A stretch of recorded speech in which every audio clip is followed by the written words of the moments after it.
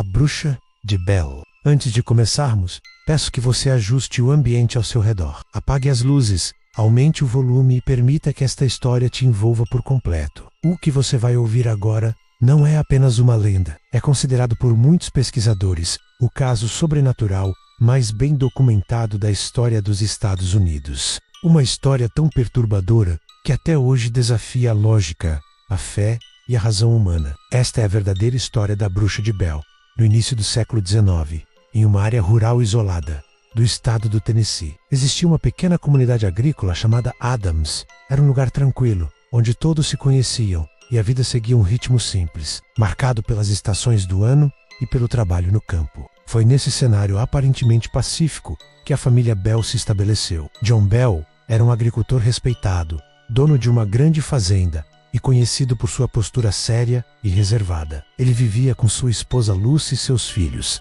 incluindo a jovem Betsy Bell, que na época tinha cerca de 12 anos. Nada diferenciava aquela família das outras até o ano de 1817. Foi nesse período que os primeiros acontecimentos estranhos começaram a surgir. Inicialmente, John Bell relatou ter visto um animal incomum em suas terras. Ele descreveu a criatura como algo que não se parecia com nenhum animal conhecido. Tinha o corpo de um cachorro, mas a cabeça lembrava de um coelho. John atirou contra a criatura, mas ela simplesmente desapareceu diante de seus olhos. Pouco tempo depois, sons inexplicáveis começaram a ser ouvidos dentro da casa. Batidas nas paredes, arranhões vindos do telhado, passos ecoando pelo chão de madeira durante a madrugada. No começo, a família acreditou que fossem ratos ou algum tipo de animal selvagem, mas logo ficou claro que aquilo era diferente. À noite, quando todos tentavam dormir, os barulhos aumentavam. Pareciam vir de todos os lugares ao mesmo tempo. As paredes vibravam, móveis se moviam sozinhos,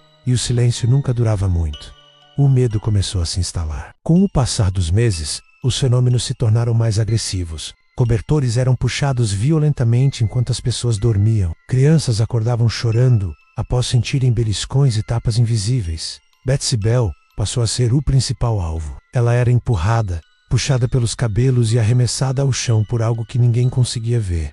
E então, a entidade falou. No início, era apenas um sussurro quase inaudível. Depois, uma voz clara começou a se manifestar dentro da casa. Ela se apresentava como um espírito, mas logo revelou um nome: Kate Batts. Segundo a entidade, ela era o fantasma de uma mulher que havia sido enganada por John Bell em uma negociação de terras, jurando vingança eterna contra ele e sua família. O mais perturbador não era apenas o fato da voz falar, mas o que ela sabia. A entidade revelava segredos íntimos dos moradores da casa e de pessoas da comunidade. Sabia o que era dito em outras casas, repetia conversas que haviam acontecido a quilômetros dali e citava passagens inteiras da Bíblia, sem jamais errar uma palavra. A bruxa dizia odiar John Bell profundamente. Declarava abertamente que seu objetivo era fazer ele sofrer até a morte. E, com o tempo, isso começou a se tornar realidade. John Bell passou a adoecer de forma inexplicável. Ele sentia dores intensas,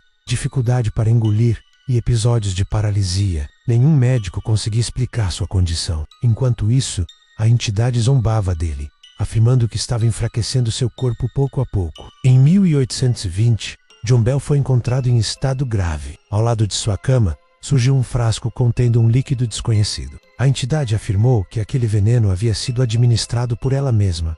Pouco tempo depois, John Bell morreu. Durante o velório, testemunhas afirmaram que a bruxa cantava alegremente, comemorando sua vitória. Após a morte de John, os ataques diminuíram, mas não cessaram completamente. A entidade afirmou que partiria por um tempo, mas que retornaria no futuro. O caso se espalhou rapidamente. Pessoas de diversas regiões começaram a visitar a Fazenda Bell para presenciar os fenômenos. Entre essas visitas, uma se destacou, a do general Andrew Jackson, que mais tarde se tornaria presidente dos Estados Unidos. Segundo relatos, ao se aproximar da propriedade, a carruagem de Jackson simplesmente travou, como se estivesse presa ao chão. Nenhum esforço humano conseguiu movê-la. Uma voz invisível teria dito que só permitiria a passagem após se divertir um pouco com o grupo. Após uma noite de manifestações violentas, a carruagem voltou a funcionar normalmente. Andrew Jackson teria deixado o local profundamente abalado, afirmando que preferia enfrentar um exército inimigo novamente